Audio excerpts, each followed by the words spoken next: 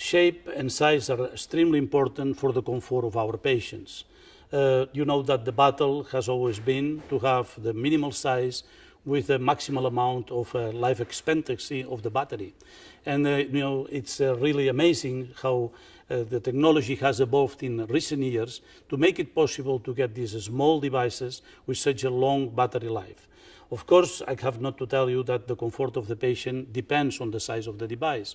And the younger the patient, also, the more important becomes the size and the shape of the device, because of the daily life activities of these patients. Some of them, you know, have a completely normal heart, they have diseases with normal left ventricular function, so the only thing that they have is an electrical problem of the heart, and they want to run a completely normal life, including sport activities that might be hampered if you have a device that actually is there, taking a lot of space in your body. So that shape and size are important not only for the comfort, but also because of the possible complications.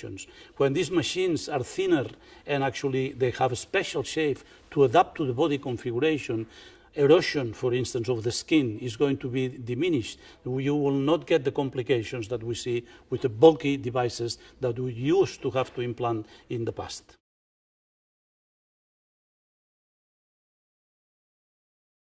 For all the devices that we use in our patients, longevity has always been an issue.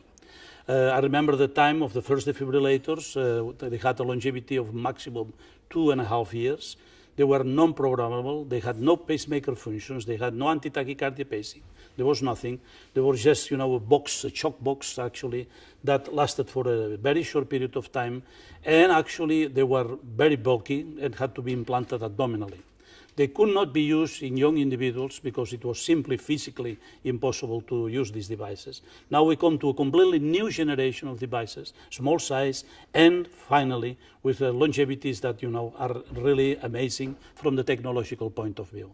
Why is that important? Simply because anytime that we have to change the device, we have a reoperation, and a reoperation means possible complications for our patients.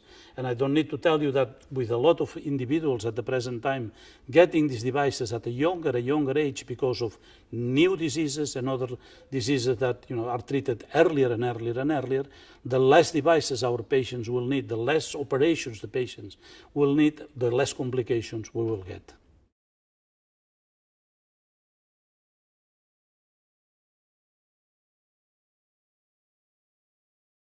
The patient, of course, cannot decide himself or herself whether the device should be pacing or not. That's why you need the algorithms, that the new algorithms included in the BIOTRONIK devices.